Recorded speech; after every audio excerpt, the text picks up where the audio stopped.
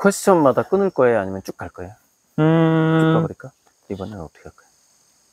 쭉 가보죠. 쭉 끊는데 한번 만약에 너무 길어지면은 혹시라도 이제 뭐 문제가 생길 수 있으니까 한 총 7번이니까요. 한번 3번까지 1, 2, 3, 3번 4, 한 페이지씩 합시다. 그러면 네네. 한 페이지씩 한번 네. 끊어봅시다. 슬레이트 한번 쳐주세요. 1, 2, 3번. 네, 카우스에서 온벨트까지 고리델 화가의 예술가로서의 고리델 화가, 사상가, 창조자로서 폴리메스적인 성향을 갖고 있는 고리델 화가님과 인터뷰를 진행 중입니다. 첫 번째 질문을 드리겠습니다. 1999년 첫 시리즈 카우스 혼동으로부터의 질서부터 2002년, 2025년 운벨트에 이르기까지 끊임없는 변주의 스토리를 이어가고 계십니다. 화가님께서 작품 세계에서 진화란 무엇을 의미할까요? 네, 그 카오스 혼돈으로부터 질서 시리즈는 1995년에 시작했고 95년도에 작업을 한 것 중에서 큰 것들을 모아서 중앙미술대전, 그 당시에 중앙비엔날레였는데 거기서 대상을 받았고, 공식적으로는 18회 중앙미술대전이에요. 거기서 대상을 수상했고, 동서양화 공예 다 포함해서 평면회화 부분에서 대상을 받았고, 당시 뭐 국내 공모전 역사상 상금 2천만 원이라는 게 다 1,000만 원대 하다가 이제 2천만 원으로 처음으로 이렇게 굉장히 큰 거금이었는데, 그 당시에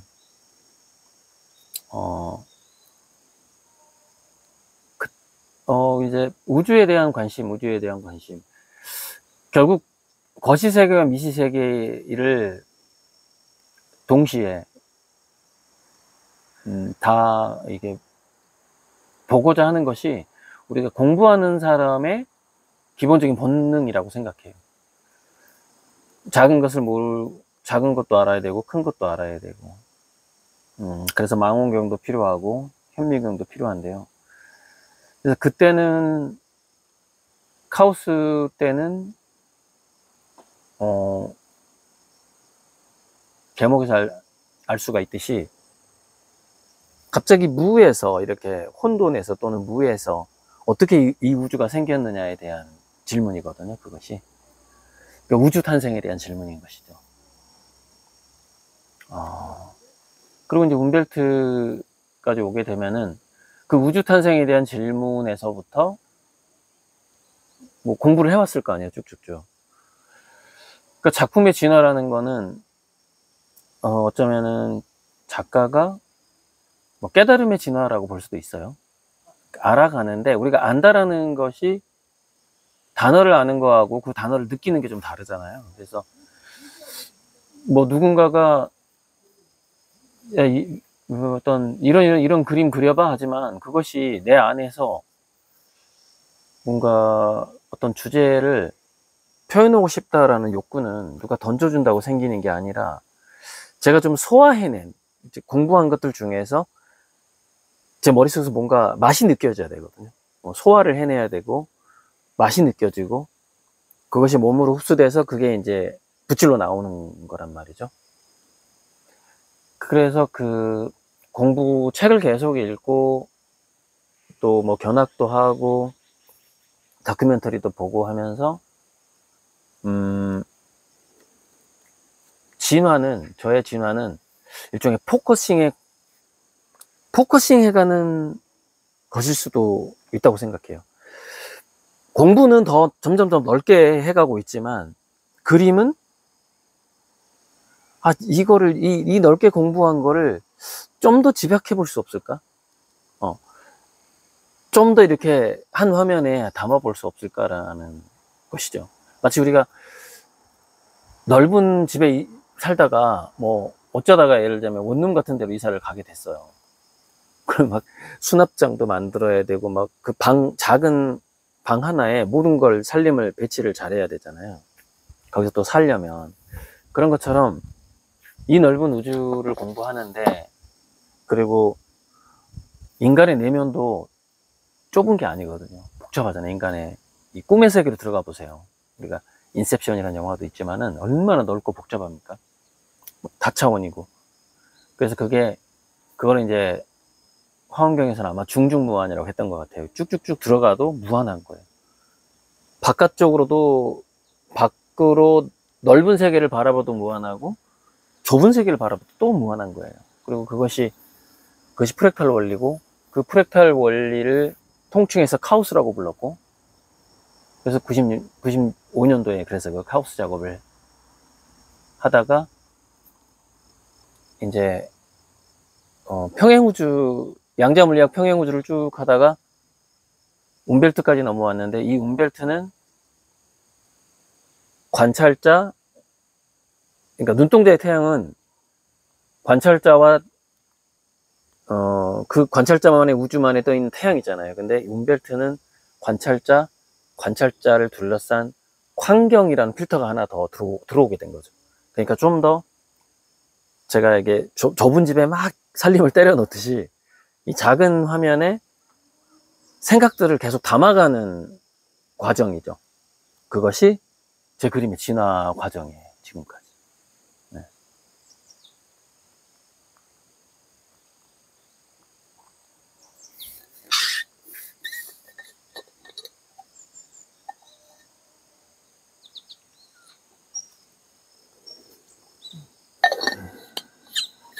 그래서 여기 답변에서 빠진 거는 다음에 또 나올 거예요.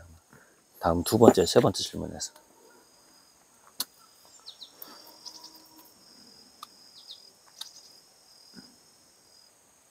어떻게? 네, Q2? 합니다. Q2? 네. 두 번째 질문입니다. 잠시만요.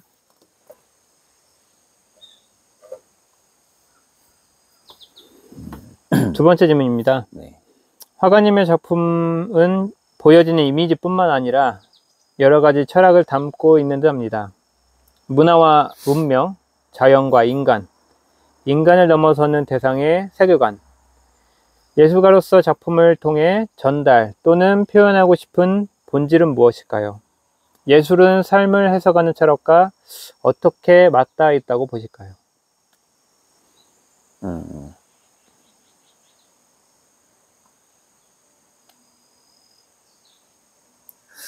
여러 철학을 담는다.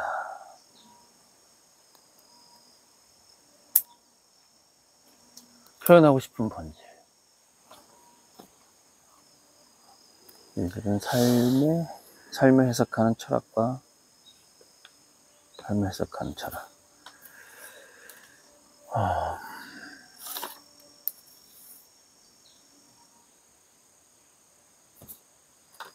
이 화가를 꿈꾸기 전에 먼저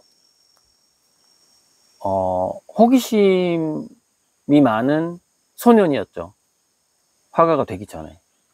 근데 뭐 주변에 화가들이 있긴 있었고, 또 사실 모든 아이는 또 화가로 태어난다는 말도 있어요. 뭐 이렇게 낙서하고 그리는 거 좋아하니까. 그래서 15세경 어렸을 때는 자기 주변에 날아다니는 나비라든가 꽃이라든가 발에 걸리는 것들, 학교에서 선생님이 가르쳐 주는 게 전부였겠죠. 그럼 우리가 공자가 말하는 15세 그 지학이라는 나이가 되면은 자기가 이제 서칭을 하기 시작하는 나이라는 뜻이거든요. 자기가. 제가 뭐 사스삼경이라던가 이런 고전들을 중학교 때부터 읽기 시작한 거죠. 그러니까. 그 이후에는 뭐 이제 교양서적 쭉쭉쭉 읽고서 지금까지, 그럼 지금 40년이 됐단 말이에요. 근데 우리가 독서라는 것이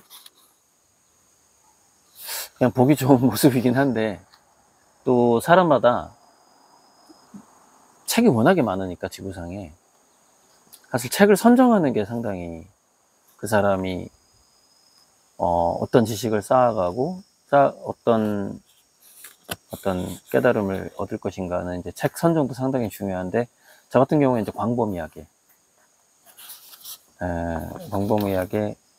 그것이 뭐 예술, 과학, 철학, 종교 이런 식으로 전반적으로 좀 어떤 보편적 진리를 알고 싶다라는 욕구를 지속적으로 가지고서 한 40년을 지금까지 15세부터 따진다면은 그렇게 살아온 거예요. 그랬는데 글쎄 화가가 되고 싶은 거는 일단은 우리가 예술가가 되고 싶다고 할 때 직업인이 너 안정적 직업을 가질래, 예술가가 될래 할 때 결국에는 자유를 선택한 거죠. 근데 우리가 예술가가 되려고 마음 먹었을 때 감수해야 되는 게 자칫 장가도 못 갈 수 있고 가더라도 처자식을 굶길 수 있고 수입은 굉장히 불규칙하거나 없을 것이고 그런 경고를 저 때만 해도 많이 받았어요.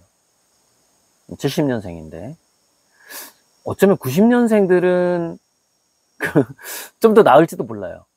오히려 부모가 음미대 가라고 순수예술 하라고 하는 비율이 더 늘어났을 수도 있어요. 우리나라가 그만큼 살기 좋아졌으니까. 그러나 70년대는 그렇지 않았기 때문에 그런 부분을 감수하고서라도 좋으니까 일단은 그게 체질이라고 봐야 되겠죠. 체질이고 운명이고. 또 대학교를 선택할 때 점수에 맞춰서 미대를 가는 측면도 있었어요. 좋은 대학을 가고 싶었기 때문에 그것도 전 늘 인터뷰할 때마다 솔직하게 인정을 합니다. 하지만 그것도 운명이겠죠. 그래서 이제 화가가 됐어요. 그리고 많은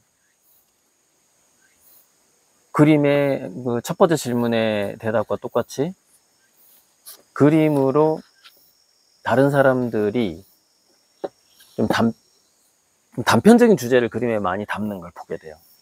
미술대학을 다닐 때. 그리고 이제 왜 이 그림을 그렸어요? 라는 그런 인터뷰를 들어보면은 저는 이제 그걸 한마디로 신변잡기적이라고 얘기하거든요. 뭐 어느 날 갑자기 뭐 어떻게 마치 이제 대부분의 화가들의 인터뷰를 들어보면 꼭 뭐 같냐면은 예전에 개그 프로에서 달인을 만나다라는 프로가 있었어요. 그러면은 16년 동안 뭘 하고 있는 누구를 만납니다 이러거든요. 그러면 이제 어쩌다가 이거를 하게 됐어요. 그래서 16년 동안 철봉에 매달려서 살고 있는 누구를 만납니다. 그러면 이제 그 김병 누군가 철봉에 매달려서 밥도 먹고 라면도 먹고 이제 그게 이제 개그 코드인데 보면은 이렇게 얘기해요. 어쩌다가 그런 모습이 보기 좋았어요. 딱 이렇게 얘기하고 그러고서 16년 동안 이러고 있어요. 이렇게 이제 그 사람이 그 프로그램을 이어가는데 화가들도 대부분 좀 그런 경우가 있어요. 뭐 어렸을 때 주변에 어떤 공사장이 있었다. 어렸을 때 무슨 내가 상처를 입었다. 우리 부모님이 어떤 모습을 봤다. 뭐 이런 거예요. 꽃이 보기에 너무 예뻤다. 다리를 만나다의 죄송합니다. 다리를 만나다의 달인이 인터뷰하는 거 되게 비슷해. 그래서 저는 이제 그게 참 마음에 안 들었거든요. 보통 화가들이 그런 식의 아니 저 비싼 캔버스에 저 비싼 물감을 쓰면서 저로서는 비쌌죠. 아주 부잣집. 그래서 제가 이런 말을 한 적도 있어요. 굉장히 부유한 집에서 태어난 자녀들이 미술대학을 가거나 해서 화가가 되잖아요. 그러면은 대부분 주제가 신변잡기적이에요. 왜냐면 미술 재료비가 아깝지가 않거든. 근데 저는 이 종이 하나도 아깝고 미술 재료가 너무 아깝단 말이에요. 이게 비싼 거예요. 우리 어머니가 이렇게 건축 노동장에서 벽돌을 날라야 얻을 수 있는 돈이고 건물 청소를 해야 되는 돈이에요. 그 재료비가. 물론 제가 지금 쓰는 여러 가지 재료비라든가 이런 것도 우리 아미구님들이 정말 고생해서 저한테 보내주고 있어요, 돈을. 마찬가지 상황인데 그러면은 정말 그림에다 엑기스만 담고 싶지 않겠어요? 참 어렵게 생긴 돈인데 이게 너무너무 아까운 것들인데 그러니까 대학교 때도 가난한 대학생이었고 제가 아르바이트 해서 했지만 알바도 쉬운 거 아니에요. 그거 애들 가르치는 거 쉬운 거 아니고. 그런 이유도 있었겠지만 본능적으로 자기가 일기장을 쓰듯이 자기가 알고 있는 것을 아름답게 압축하고자 하는 욕구, 이거는 모든 인간이 타고난 욕구라고 생각해요. 그래서 뭐 우리 옷을 하나 고를 때, 화분을 하나 집에 놓을 때도 자기 취향껏 놓잖아요. 근데 그 안에는 자기 자신과 이 우주 사이에 어떤 자기만이 느끼는 뭔가를 표현하고자 하는 욕구가 있는 거거든요. 맨 처음에 그래서 예술의 욕구가 뭘 이렇게 주워서 갖다 놓은 것부터 시작해요. 인류의 미술의 역사가. 그래서 한 200만 년 전이었던 걸로 기억하는데, 그때 강에서 사람을 닮은, 아기를 닮은 조약돌을 동굴에 갖다 놓은 걸 발견해요. 동굴 벽화는 한 4만 년, 5만 년 전인데 200만 년 전에 수집품을 발견을 해요. 고고학자들이. 그러니까 우리가 집안을 꾸미는 것 자체도 그거는 자기 자신과 환경 사이에서 뭔가 기억하고 싶은 거를 기록하는 거거든요. 기록하는 건데 그게 자기만의 기록인 거예요. 자기 선호도를 보여주는 것이기도 하고 자기만의 어떤 요약 같은 거예요. 자기 삶의 요약 같은 거예요. 뭐 나는 이걸 삶을 요약하기 위해서 이걸 갖다 놨어 이렇게 말하는 사람은 없지만 그 심리적인 것을 따져보면 자기 자신과 우주 사이에 뭔가를 놓는 거예요. 뭐든 그게 수집이든 그림이든 간에. 그러니까 저도 우주와 이 환경과 우주와 지금 나 자신도 내가 누군지 모르겠는데 우주와 나 사이에서 정말로 포커싱을 잘해서 압축해내고 싶은 거죠. 그 그림에다가. 그래서 자연스럽게 인류의 문명사, 자연, 인간의 심리 이런 것들이 작품에 담길 수밖에 없다고 생각해요. 그래서 이 예술이라는 것은 특히 아까 처음에 예술가가 된다라는 것은 좀 자유를 선택한다 그랬잖아요. 그래서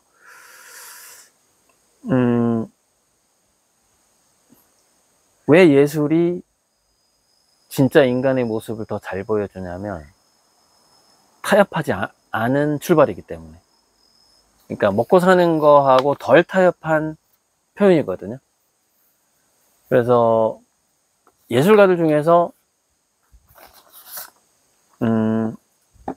애초에 안 팔리는 작업을 하는 예술가들이 있어요.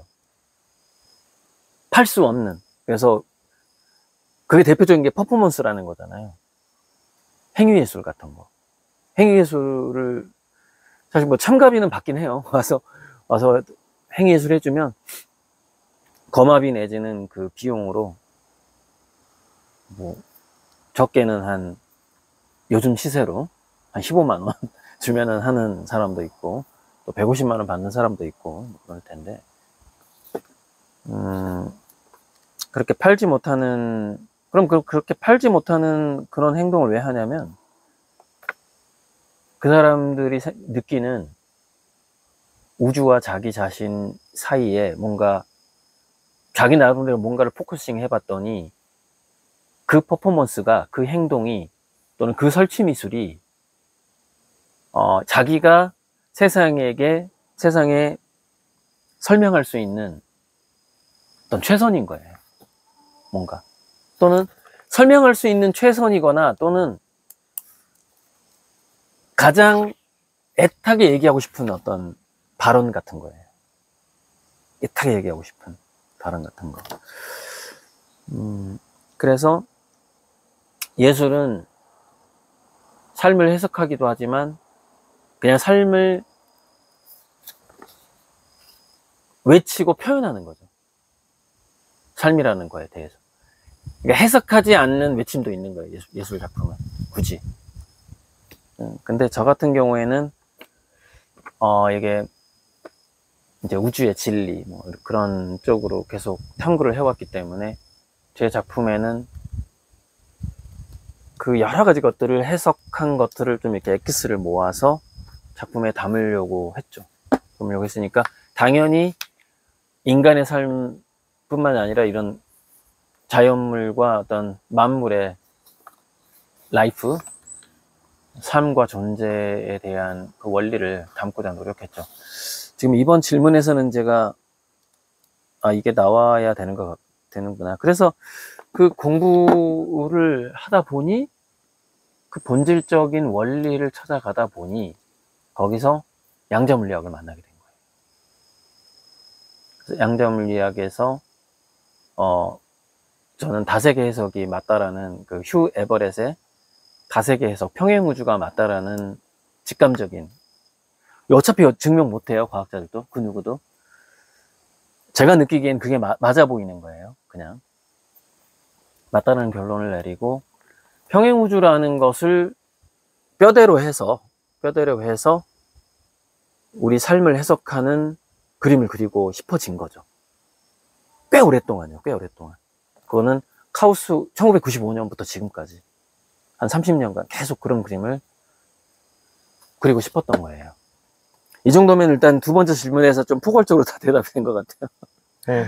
그리고 제 대답하고 제가 초고를 쓴 거를 이제 덕장님이 알아서 이렇게 잘 활용하시면 될 것 같아요. 네.